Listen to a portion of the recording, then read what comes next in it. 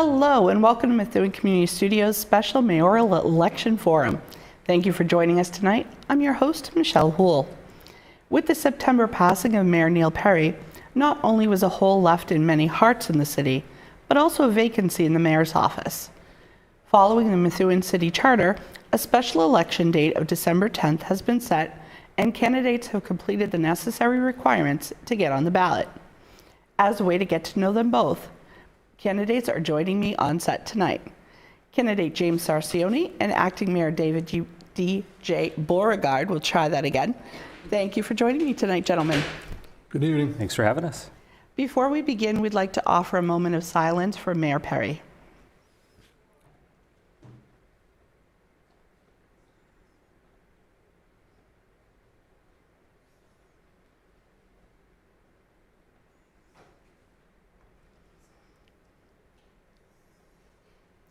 Thank you. For the direction of tonight's forum, each candidate will be given 1 minute for an opening statement. Questions will then go back and forth as to who will answer first. Each candidate will have equal time to answer each question. If a candidate chooses to, they are welcome to address 4 more questions if their time is not yet up. Rebuttals will be at the moderator's discretion, and personal attacks will not be tolerated. If you're ready, gentlemen, let's begin. We'll begin with a 1 minute opening statement, starting with candidate DJ Beauregard. Thank you to MCS for hosting this forum. Mr. Sarcione, it's great to see you again. My name is DJ Beauregard. I'm currently serving as the acting mayor of the city of Methuen, but most importantly, I am Hillary's husband and Audrey's dad. I was born and raised here in Methuen, and I'm a proud product of our public schools. I worked my way through college, earned my MBA, and started my career in the financial sector. I went on to start my own small business and worked to expand opportunities for economically disadvantaged students at Notre Dame Cristo Rey High School here in Methuen. In 2020, I joined the City Council and worked alongside Mayor Perry to reform and stabilize our local government. As acting mayor since September, I've already hit the ground running. During my first week on the job, I signed an agreement to lower electric utility rates for Methuen residents by roughly 20% this winter. I'm finalizing the purchase of the Sears estate to protect our city's history, and I'm continuing to take steps to keep our fiscal house in order, prioritize public safety, invest in our schools and roads, and care for our seniors and veterans. I'm running for mayor because we must keep our city moving in the right direction, and I look forward to sharing my plans and vision with you tonight. Thank you. Mr. Sarcione. Thank you as well, MCTV, DJ. I myself have been a resident in Methuen for 50 years. I'm happily married. I've raised 3 children, all through Methuen Public Schools. I as well graduated in Methuen High, went on to get a business degree as well. Early in my career, I worked for large technology and early stage startup companies, basically all in technology, and specifically managed complex projects, negotiated contracts, and managed cross-functional teams. In the past 20 years, I've been a successful small business owner, as well as a basketball official in the MVC, so I know how to take abuse. My initial intention is not to upset the apple cart. I will continue to maintain and facilitate the motions Mr. Perry has in place. Obviously, there are a few important items on the agenda that need immediate resolutions. However, moving on, I want to understand the current state of the city, work with the council, work with the department heads, and advocate and increment change over time. Okay. Thank you very much. Thank you. And you actually just led me right into your next question, so okay. It sounds like it was kind of perfect timing. So we will be starting with you, Jim. Okay. And you'll have 1 minute to answer. This special election will put one of you in the position of finishing out Mayor Perry's term. How will you approach the unfinished business he left behind? Clearly being a mayor is a powerful way to make a positive impact on the community. I'm passionate about addressing very important issues like safety, education, infrastructure, economic development. And as I said, Mr. Perry has some good things in place, but there are some things that need to be seen through completion, specifically like the teacher's contract, what is the final outcome of the Sears purchase DJ mentioned. The remaining ARPA fund spending, et cetera. So it will be continue business as usual, and I will then take steps to really understand the state of the city and where we need to progress from there. Okay, thank you very much. DJ, 1 minute. So in terms of the things that Mayor Perry had going on that we've already been able to finish, there are several examples of that.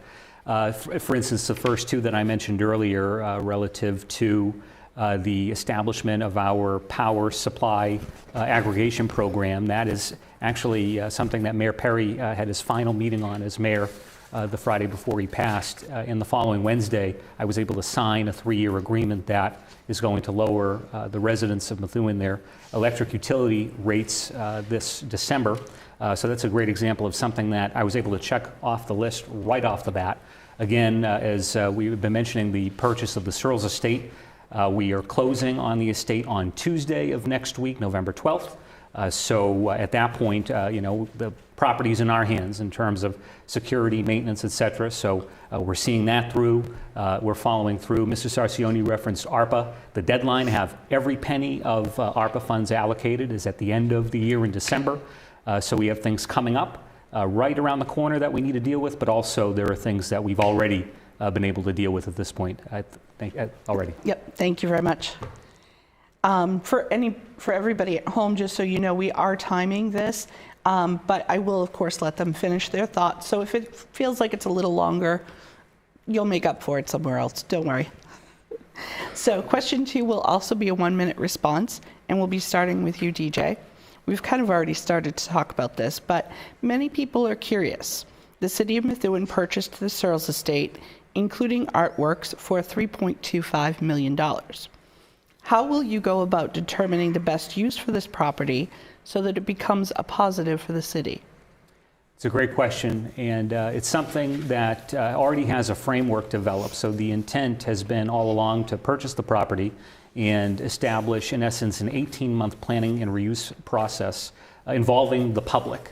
And so what we're going to do is we're literally going to engage with our residents, our historic preservation community, our business community, et cetera, to identify the most proper use for the property going forward. And I think it's really key to have that collaborative approach that involves everybody in the community. We have various considerations that we're thinking about as it relates to the specifics. We're exploring the prospect of potential for public-private partnerships between the city and perhaps organizations involved with historic preservation. But that really is the key as it relates to the entire Sears estate effort. It's to preserve the history that's there for future generations and avoid losing any of those historic structures to potential for unwelcome development. So the whole goal here really is to protect our city's history. Thank you very much. Jim, same question. And just so you know, if either of you ever need the question repeated, please feel free. No, that's fine. I mean, I couldn't agree with DJ more, right? I'm an old school individual, and historical composition must be maintained. Lord Methuen and Sears put a lot of effort into this community, and a lot of people may not even realize, but Methuen is the only town of its name in the whole world.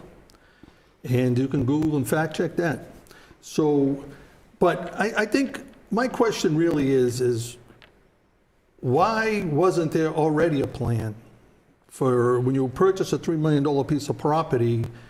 I would have thought that maybe there would have been a consortium or a group that got together and kind of discussed where do we go from here? What is the return on this investment? The artwork is new to me. I can't wait to see that. So for all practical purposes, I mean, I don't buy a house and then wait till after closing and decide, okay, what am I going to do with this? So I think that's my biggest concern is where do we go from here? But absolutely 100%, this historical composition must be maintained throughout the city, as far as I'm concerned, in any type of facility. Because I happen to know that Councillor Beauregard has an answer to your question, I'm going to give you each 30 more seconds. Sure. Just wanted to clarify as it relates to the process piece, as it relates to the purchase of the Sears estate. So, the key here really is site control, and ultimately it's tremendously difficult for the city to develop a specified plan for the use of that property until we are able to actually take ownership of it and proceed from there. Aside from that, until the city does own the property, and we will thankfully with the closing on Tuesday, everything is a hypothetical. So that perhaps is, I guess, my explanation as it relates to why there wasn't a fully laid out plan going into it. It really needs site control first. Yeah, I just think that, under these circumstances, it's a $3 million piece of property. Were they going to turn it into a youth center? We're going to turn it into affordable housing. We're going to turn it into a museum. There had to be some sort of idea. That's the only thing I was trying to say. Mm-hmm. Okay. Thank you very much. Thank you both. And Jim will be starting the next question with you. Negotiating contracts with employee unions is necessary to the creating of a city budget. What experience do you bring to the table with this type of negotiations? Okay, so in technology, one of the big responsibilities I have was working in the mergers and acquisitions organization. So we would buy other companies. We would have to not only merge the technology, but we'd have to merge the business flows that utilize that technology, from finance to operations to execution. It was completely negotiating contracts with each of those organizations within those two companies in order to merge and be profitable in the long run. Okay, perfect. Thank you very much. And DJ? Well, so as Methuen's acting mayor, I probably have a little bit of an unfair advantage as it relates to this question, simply because there have already been, just over the course of the past month and a half, a series of discussions and negotiations with various public sector unions. So the first contract that we were able to finalize, review, and then send to the council was the middle management contract. I hopped into that process, and the tail end of it is something that Mayor Perry had been already, I guess, working on. But now at this point, we are dealing with the negotiations with the two units of the Methuen Education Association, Units A, which entail the teachers mainly, and then Unit C, which involves the paraprofessionals. And I'll use this opportunity to say that we need to be paying our teachers in the city of Methuen more. The pay that our paraprofessionals are receiving is a disgrace for the work that they do. And I'm committed, I know the administration is committed over time to ensuring that we are providing our educators with competitive base pay so that we're able to attract and retain educators, teachers, and paraprofessionals alike. Thank you very much. So our next question is a 1-minute question, and DJ will be starting with you. Methuen currently has a healthy bond rating and reserve funds. Keeping this intact is important to our future. How much money do you believe should be kept in the city's stabilization fund, and under what circumstances should it be accessed? Well, so we have had tremendous progress as it relates to the development of our stabilization fund and free cash reserves. So back during fiscal year, I believe it was fiscal year 2020, the city had roughly $2.6 million in stabilization. We are now up over $8 million. That's an increase, a remarkable increase, I might add, of over 200%.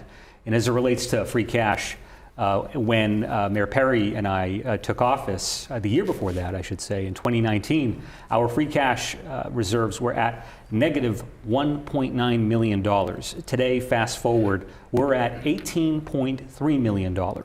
And that speaks to the fiscal stability that the Perry administration, myself and my fellow colleagues on the council were able to bring into play. So it really is key, of course, as we look ahead to various considerations like potential future borrowing, et cetera. It's really going to depend on our current situation as it relates to stabilization, free cash, et cetera. Thank you very much. Jim? Absorbing healthy debt is good, right? As far as it improves your bond rating and lowers your interest rates. So you borrow more money at less interest rates. But with all that said, speaking regarding the teachers, as DJ mentioned, if our children are the most valuable asset of our community, of our lives, really, right? In their life, they spend about 30% of their adolescent life with teachers. if you think about if we have all this free cash, what is holding up a contract that's taken a year to resolve, if it is so important? I mean, I totally agree it's important. I'm 100% behind the teachers. And I just think that education is the nucleus of our community. The better we educate our children academically in life learnings, the better chance they have for success. Thank you very much. We will take some time for rebuttals a little bit later, Okay. if that's acceptable to both of you. Sure. Okay. So the next question will be starting with you, Jim. We received this question from a resident, and we thank you all for writing in with them. What infrastructure projects do you hope to complete in the next 5 years, such as a sewer or water main project, for example? How do you plan to fund these projects, whether through federal or state funding or increased property taxes? Okay, well, first of all, property taxes have been, over the last 7 years, have gone up 28%. That's an average of about 4% a year, and that's not terrible. So that's basically keeping with inflation. But as far as infrastructure projects, roads are always the number one concern of every resident in the community. That's probably their number one complaint. What they don't see is what's underground. And they don't see the how archaic our sewerage system really is, where it's actually running into water's drainage systems. Again, it's not apparent because it's not, we don't see it from the human eye. Grants are necessary in so many levels. In fact, I question, why doesn't Methuen have a grant writer? Why aren't we looking for federal, state, and private grants on a daily basis? Most communities have a grant writer. Methuen used to have a grant writer. So I think that you can not only depend on the normal state and federal grants, you need additional people or person to constantly be soliciting for additional grants to help, especially with infrastructure projects and the capital fund. Thank you very much. And DJ. So as it relates to infrastructure, I couldn't agree with Mr. Sarcione more. We have to fix the darn roads. We need to continue the process of improving our infrastructure as it relates to both roadways and sidewalks. And thankfully, Mayor Perry, in order to help address that, already began the process of establishing at least $4 million in our capital improvement plan annually in order to assist with the road maintenance work that needs to be done.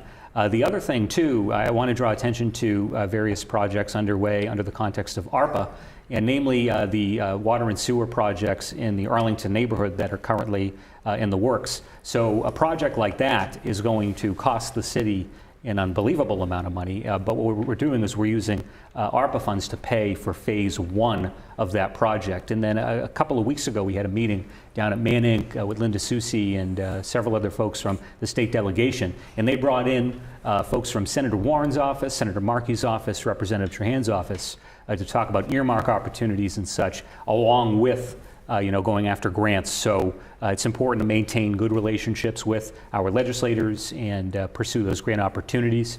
And also, too... I'm just going to stop you right okay, there. Sorry. I'll add more to that. Thank you. Actually, you did go 30 seconds over. Jim, do you want to add anything for your... Yeah, I'd just like to add one thing regarding the ARPA funding. There are some funds that are still available in ARPA funding. And at the last council meeting, Councilor Nelly Soto recommended we use some of that additional money for some of these unacceptable roads to bring them up to par. And I thought that was a great idea, but unfortunately the administration responded with, we got to check into that and see if that's a possibility. And I would think after you spend $48 million in a grant, you should know what you can use the money for and what you can't.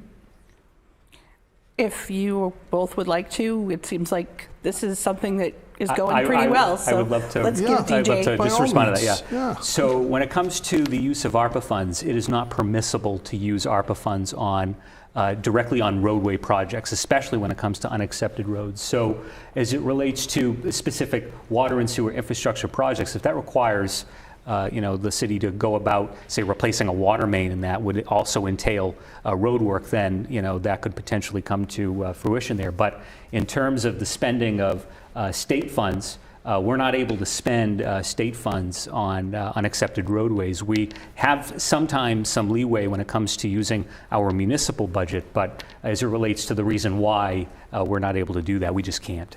Okay. DJ, that was 45 seconds. Jim, would you like to take 45 seconds for that topic or anything else to make sure you have More on the equal infrastructure? time? Well, I think where there's a will, there's a way.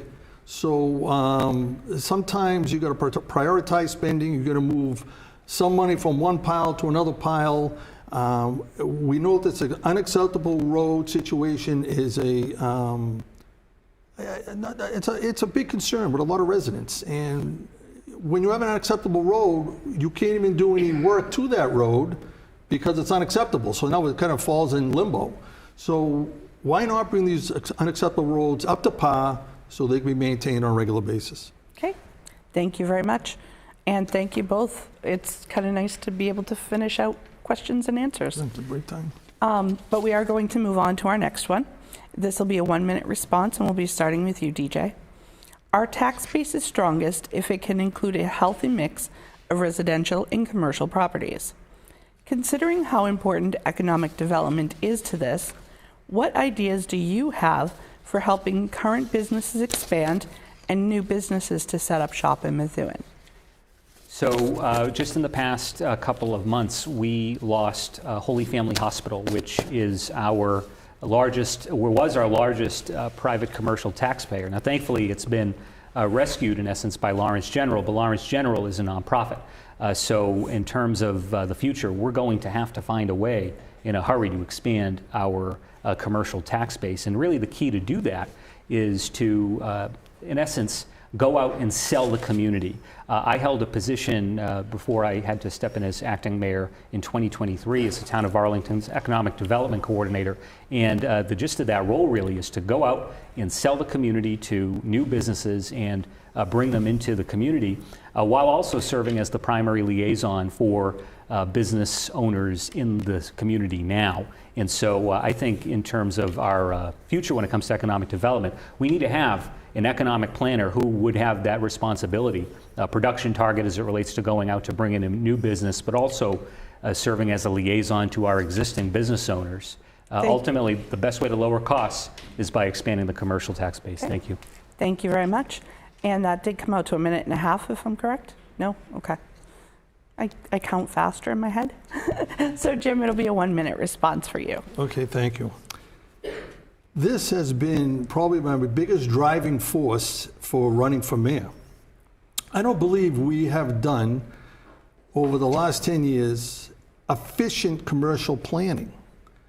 When I look at our landscape, I see more national franchises, storage facility, car washes versus office buildings or technology companies that can bring in 4 times the tax revenue because you have 4 floors instead of 1.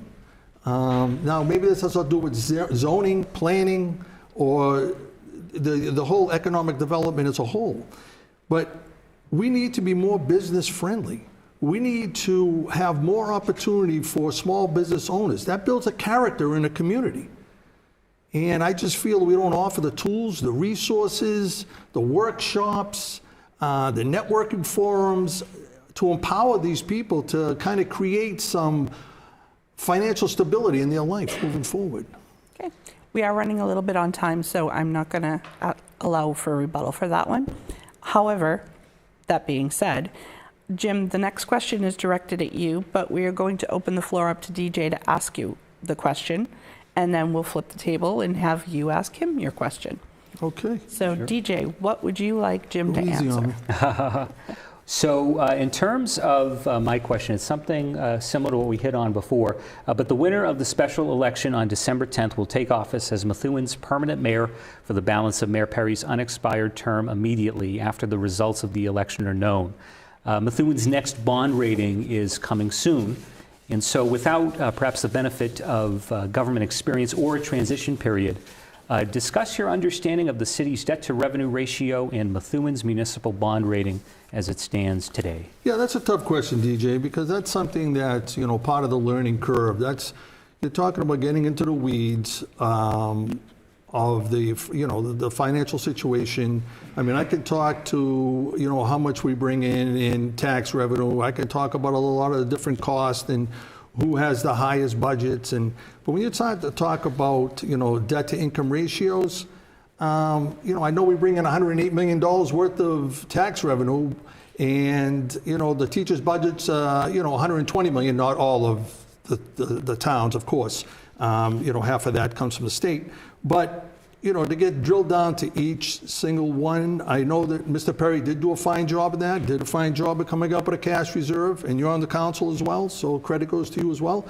But to really understand to the fine line of the debt to income ratio, obviously we're doing pretty good if we have cash reserve.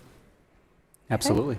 And DJ, do you want to take 30 seconds to answer your own question? Yes, so this is something that, whenever there is an update to the bond rating, there's usually an article in the Tribune in order to make the public generally aware of it. And back in 2019, our bond rating was A3 with a negative outlook, and today it's moved up to A1, which is a remarkable improvement, and that really speaks to our ability going forward to be able to borrow at more competitive rates and be able to achieve a lot of the improvements that we want to make in the community. It's really key to have a robust financial position. Thank you very much. We're there today. Thank you.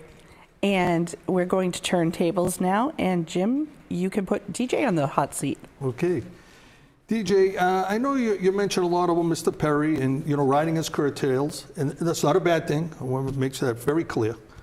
But I question, what is your vision as a young guy growing a family in Methuen? Where do you see Methuen? What's your vision over the next 10 years? Sure. Well, so although Mayor Perry was a friend and a mentor of mine, we have, I think, generally different styles, personalities, of course, but also I think the one thing that we are aligned on is the idea of making decisions that are in the best interest of the people of the community in every situation, and that's something that I'm committed to doing. I have at home a 6-year-old daughter who is going to be going into the first grade next year. And so for me, and I know other young families in the community, our main concern really is about education, the quality of education that our students receive, but also at the level of care our community gives to our educators. And so for me, if I'm going to fast forward out to the end of, say, perhaps a hypothetical term, I want to see Methuen providing, over time, expanded pre-K opportunities, making sure that we have the best schools in the Merrimack Valley, and I think that that's something that we can achieve. There are numerous other issues, but as a young dad, I'm acutely concerned about education. Thank you. Jim, do you want to take 30 seconds to answer your own question? Well, one of the things I've seen, especially with the millennial generation, my kids' generation, is Methuen has kind of gone from a bedroom community to a gateway community. And what I don't see is our children returning to our community and creating, a life here. I see it's basically a stepping stone for them. And that kind of puzzles me a little bit, because I don't know if we offer the adequate education or the adequate safety or the adequate economic development that allows them to come back and live in Methuen. So that's my point. Thank you, gentlemen. That's both. my story. Yeah. Thank you both so much, and do not, don't be afraid. That was only the first half. We're on break. We're going to take a 2-minute break, and we will be back at the end of those 2 minutes, and I have all sorts of more questions. Thanks. Stay tuned. You think getting dumped by text is harsh? Try getting dumped by a tennis ball. My ex-owner drove me out to the woods, yelled fetch, and by the time I brought the ball back, he was gone. Yeah, I was pissed. But the folks at the shelter helped me let go of my anger. I learned coping skills, like taking it to the hole. Boom! Now I'm ready to fetch again. But how about I throw and you run and get it? Well, Thomas, you've got prediabetes. But with more exercise and a change in diet, it can be reversed.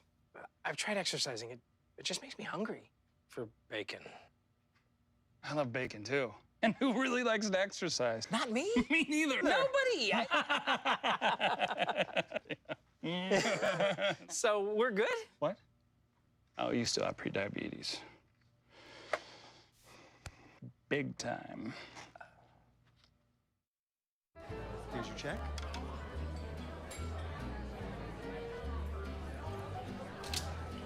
You got it. You know, since I got rid of my car, I really enjoy walking. Okay. God, no. Getting pulled over for buzz driving could cost you around $10,000 in fines, legal fees, and increased insurance rates. Oh, you're home early. You live with your mom? That'll set your game back a few years. Buzzed, busted, and broke. Because buzz driving is drunk driving. Me and my boy Matt had it good. He had catnip that was off the hook. But one day, he brings a girl home, and she's allergic to cats. Every sneeze was a nail in my coffin. Now I'm in a shelter. It's decent, but they don't even have Wi-Fi.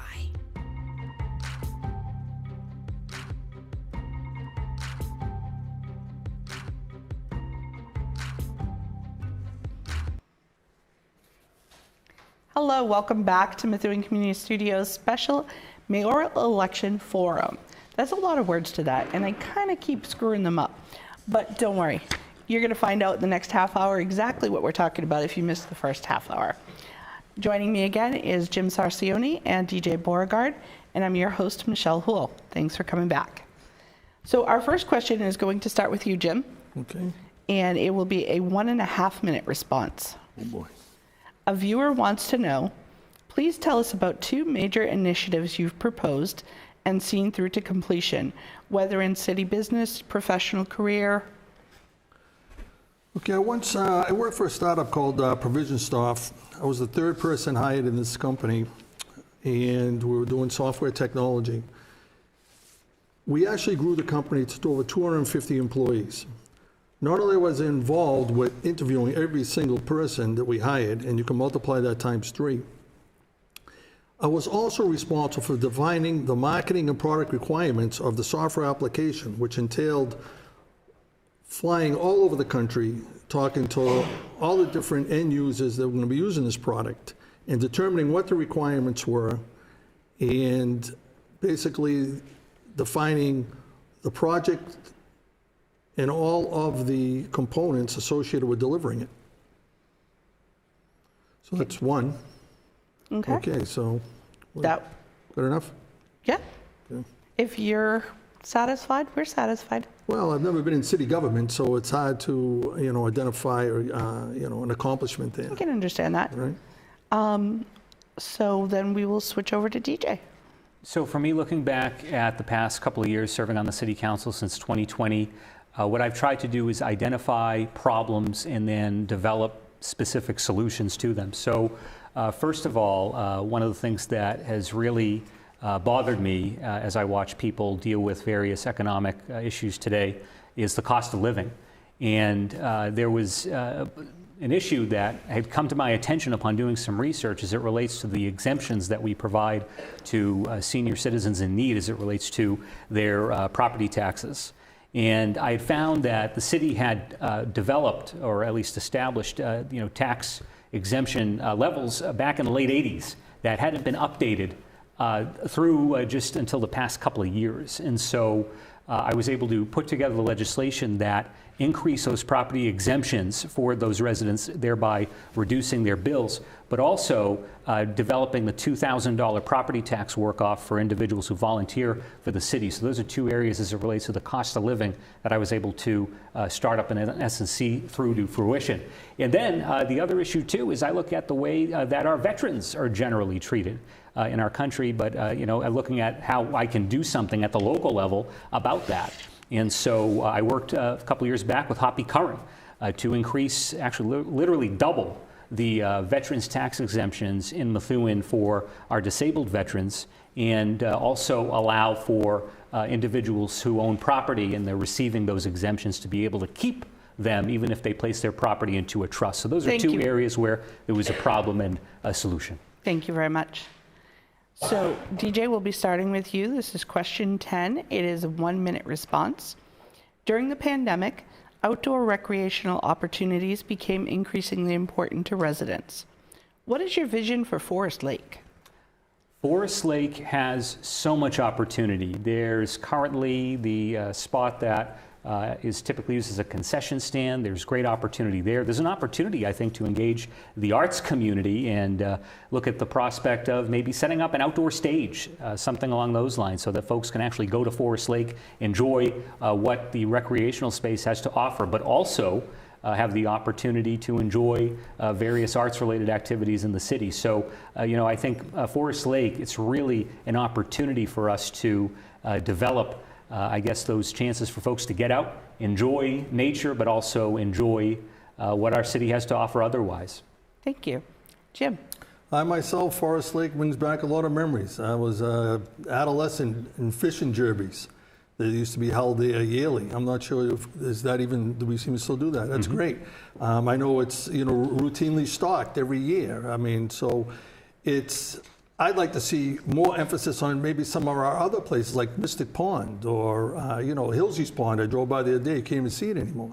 So, but as far as Lake's concerned, I'd like to see a little more attention to the environment there. I'd like to see it's more attention to the water itself. I believe it could be in better condition. I believe there should be some outside entity to come in and do some water testing and improve its quality overall. Okay, thank you very much. And our next question will be a 1-minute response. Jim, will be starting with you. And this one we're going to have some fun with. If money was no object, what positions would you like to see in the mayor's office? Well, clearly, and it's not an expensive option, I would like to see a grant writer. More importantly than I think anything else is to get out and solicit funds. As we all know, money is a serious issue, especially running a municipality. And the more money we can get in from different areas besides generating just a tax-based revenue is unbelievable in getting things done, especially with the infrastructure. What other positions? That's a good question. I would like to see more in the economic development aspect of things.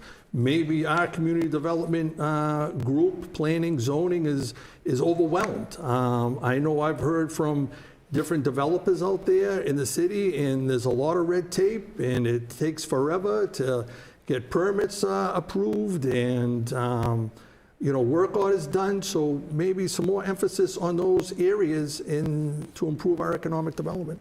Great, thank you.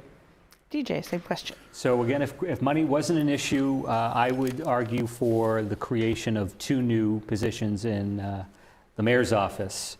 First of all, I couldn't agree more with Mr. Sarcione about the grants issue. So currently we have in the city of Methuen a grant writing operation, but it's not centralized. We have an individual at the police department who takes care of seeking grants. We have folks in other departments who take care of similar things. But I do agree with the idea of streamlining that process and having a one-stop shop for the city as it relates to grants. But also, I think in terms of the second idea that I had was the idea of streamlining our communications functions. So currently that's another disjointed type of system where numerous people have various roles as it relates to communications, and I think it's important for us to consider the prospect over time of trying to have that be, again, like a one-stop shop. I also, at some point down the road, this is on my wish list, I'd like to develop a 311 system in the community to give residents another option to communicate with City Hall, and perhaps someone in that type of a role will be able to manage and facilitate that rollout as well. Okay, great. Thank you very much. And this is going to be 1 minute as well. For the next one, we'll be starting with you, DJ. The mayor is also the chair of the school committee, in case you had not noticed that when you were at the meetings. And I know, Jim, I think you had said earlier that you've been looking into some school committee meetings too. Yes. So how do you prepare yourself for this role? So to be the chair of the school committee, again, perhaps an unfair advantage, I had the opportunity to serve as the chair of the city council back in 2022. So in terms of preparing to be the chair of the school committee, it wasn't really a heavy lift or a transition. Specifically to running a meeting and understanding parliamentary procedure. But on that note, as we talk about education, I want to return to something that I didn't have a chance to talk about before, and it relates to the question about our free cash and why can't we simply take the money out of free cash and use that to fund the contracts for the teachers. Again, as I referenced earlier, free cash is a signal of a municipality's financial strength, and it's generally not a good practice at all to remove money from free cash unless it's for a one-time expenditure. Otherwise, you get the city into an unstable habit of relying on what's supposed to be one-time funding for ongoing issues like, for instance, payroll, et cetera. But nevertheless, I want to acknowledge, too, that it's been raised in the community that the past administration had been, in essence, taking state money and padding that with free cash and keeping that from the teachers, and that is demonstrably false and something that I think I want to correct in terms of the record and be able to proceed from that point with that fact in place. Okay, thank you. Jim? As far as the schools committee is concerned, I would really appreciate the opportunity to chair the committee. I know the superintendent's in a tough position because she has to, basically juggle the teachers on one hand and the city on the other. So I feel that we need to take some of that emphasis off of her and really back what the community wants, the residents want, and that is the education of our children. I also feel we're missing something because we need some sort of student involvement. And this is why I tell you that. We think we know what's going on behind the scenes in the school. We don't. 10 years later, my kids told me things that, dropped my jaw, like, you did what? And I was a very active parent in their life. So to understand really what's going on in the schools, we need some sort of student body involvement. Okay. Thank you. Jim, 1 minute for your next response. Many city boards have expired members or vacancies. How will your office go about recruiting and appointing new people to fill these positions? I think that if it's a necessary position, it shouldn't be filled if it's just a void in the organizational chart. If there is some responsibility and some added value and some return on investment, then these positions should be filled. Maybe this is why the administration, lacks some quick responses to getting things done. So there's a normal process. You interview. Everybody is, created equal in that respect. I think you're hired on merit, you're hired on skills, you're hired on experience. DJ? So as it relates to our boards and commissions, they are public bodies, and they do require, in every instance, a quorum of members in order to actually facilitate a meeting. And oftentimes when we have vacancies, it really is critical to fill them so that those boards can, for instance, maintain a quorum. But nevertheless, I think it's important to note that it has become difficult, we found, to, in essence, find people who are truly able and willing to take time out of their schedule to commit for, say, participating in boards and commissions. But I know that they're certainly out there. There are people who are interested in doing that. And I think it's incumbent upon us as a city to get the word out there in terms of the opportunities to serve on our boards and commissions. There are so many needs that need to be filled. And I think public awareness is the key to attracting individuals who might not otherwise be aware of the opportunities to give back to their community in various capacities. Okay, great. Thank you both very much. DJ, this one will start with you, and it'll be a 1 minute question. 1 minute response. It won't take me a minute. We have this question from a viewer. What do you think is the City of Methuen's biggest challenge, and how do you plan to conquer this challenge? I think our biggest challenge is dealing with the issues as it relates to our school system, as we've discussed tonight, but also in looking at the various infrastructure projects that are already underway. We're going to need to find grant funding, et cetera, in order to see those through to completion. So those are really going to require a degree of project management that we need to have a good handle on, and we're developing that as we speak.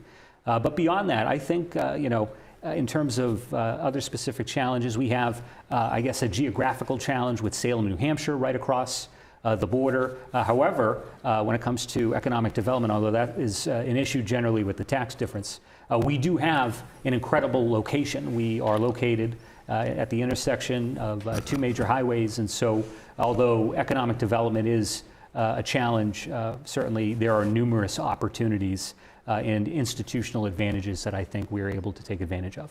Okay. Jim? I think our biggest challenge is maintaining our property values. It is not necessarily economic conditions that determine our property values.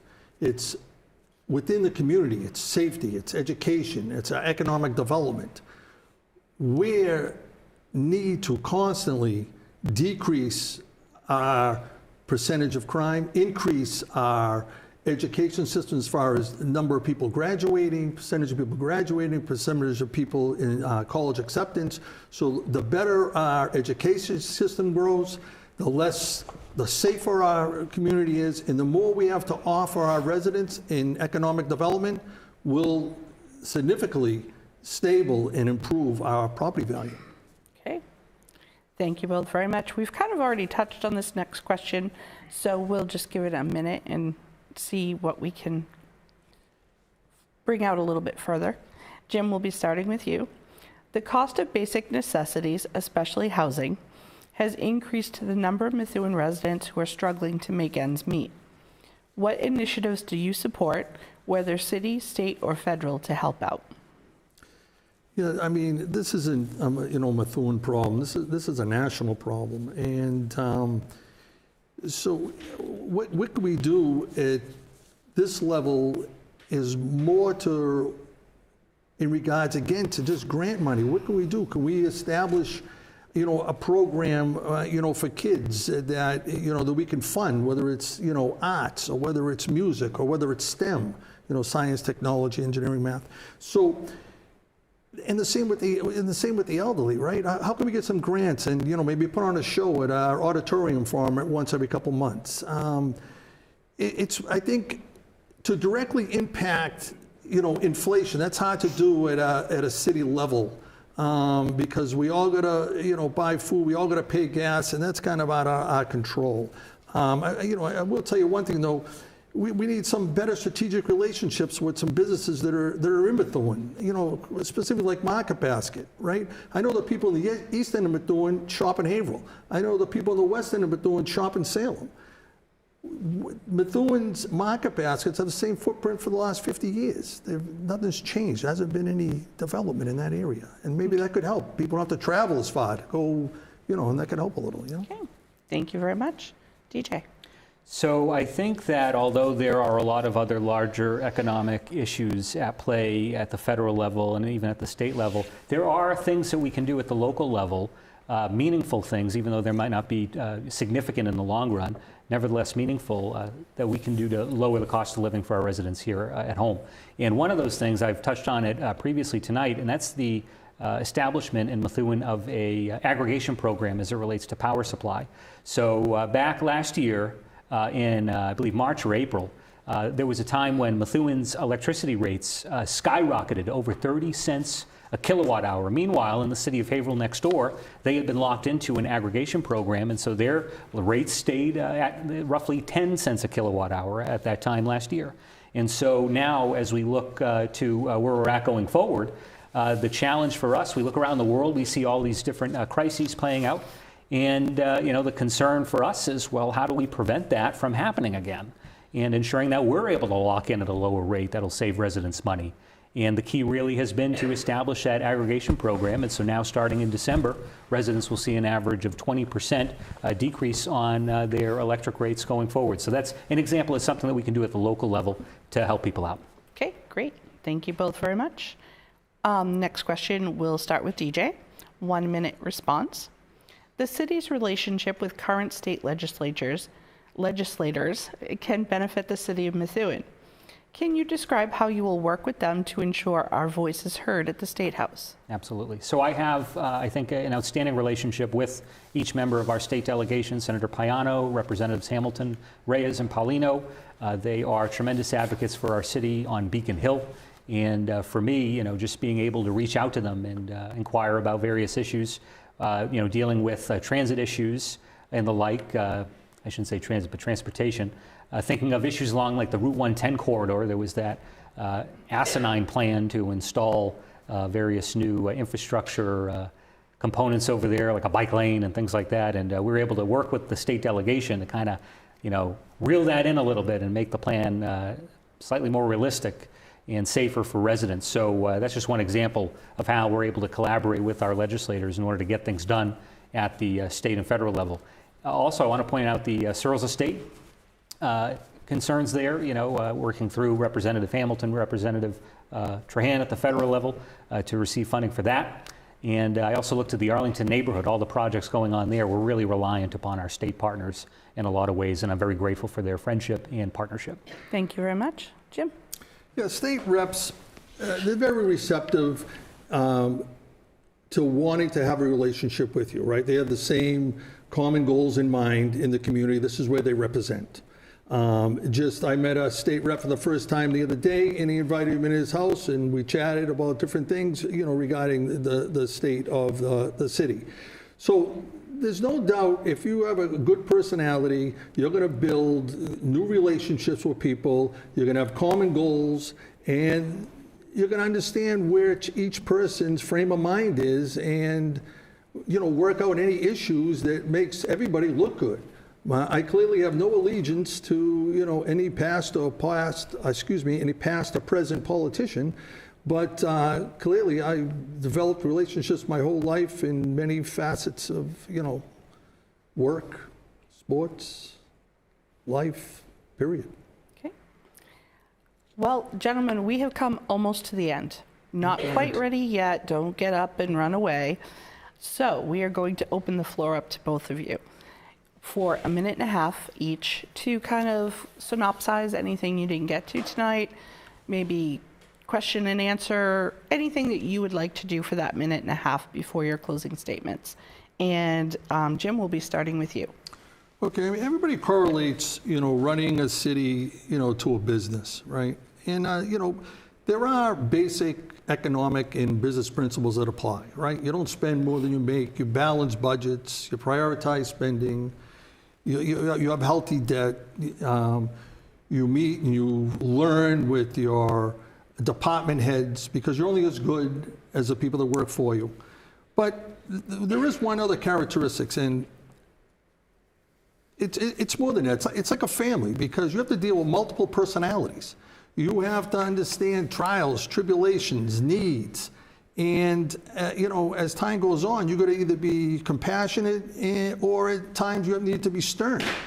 So I think it's more goes into it than just being, having this business frame of mind, right? You need to, consider it as a family, you've heard it many times, or you heard athletes say it, right? We're not just a team, we're a family.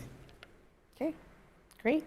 DJ, minute and a half. There is one thing that I didn't get to hit on yet, and it is in the context of, we've been talking a lot tonight about economic development, but another example of having a problem that's raised by residents and then identifying a solution.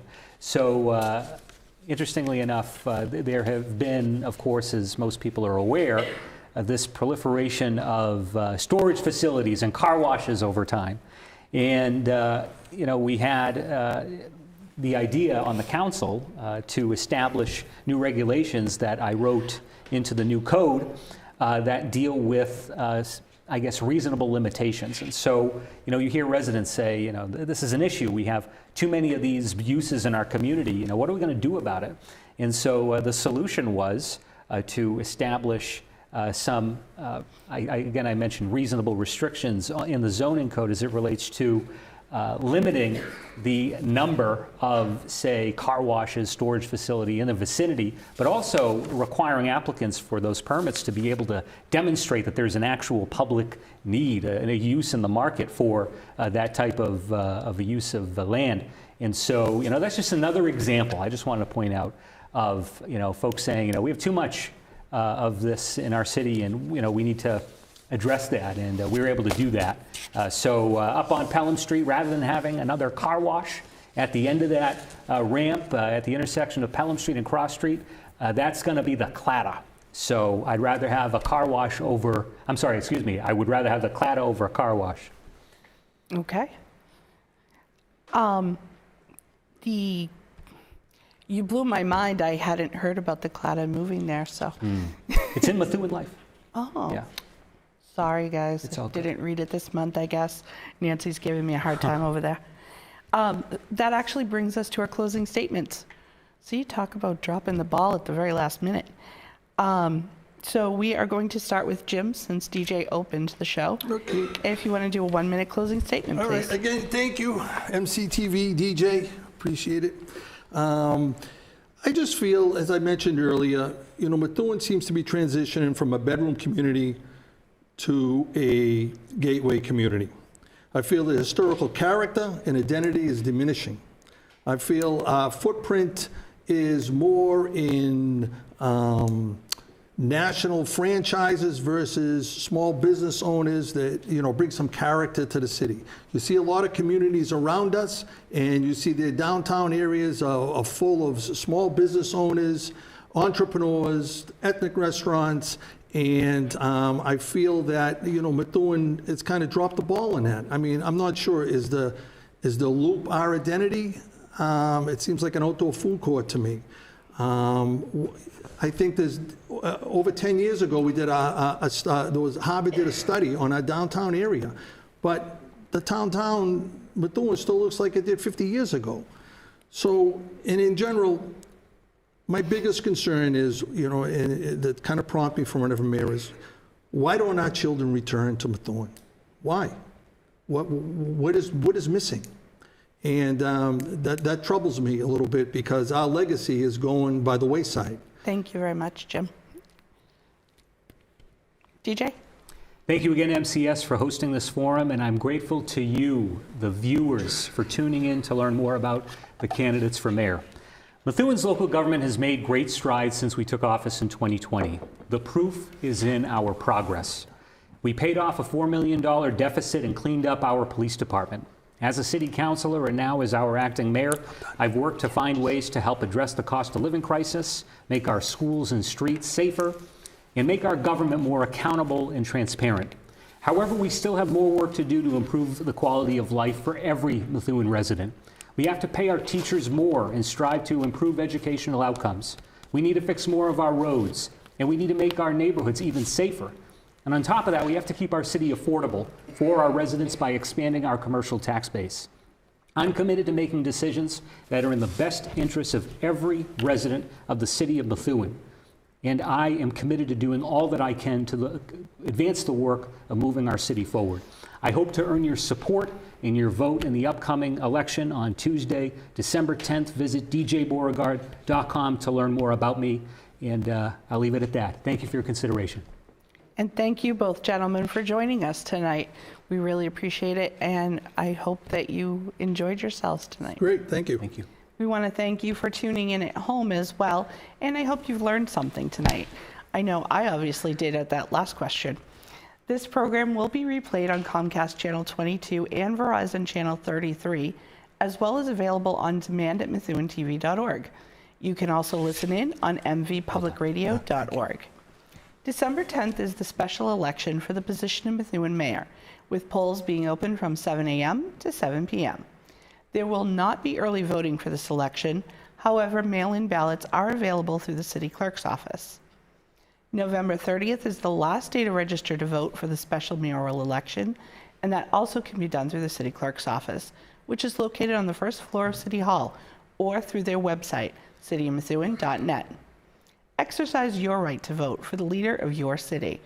The decisions that the winning candidate will make affect your day-to-day life in ways you may not even think of. One of these men will be leading the city. Help him decide which direction to take by using your right to vote. Thanks again for joining us tonight. I'm Michelle Houle, and we'll see you again on December 10th with live results of this special mayoral election.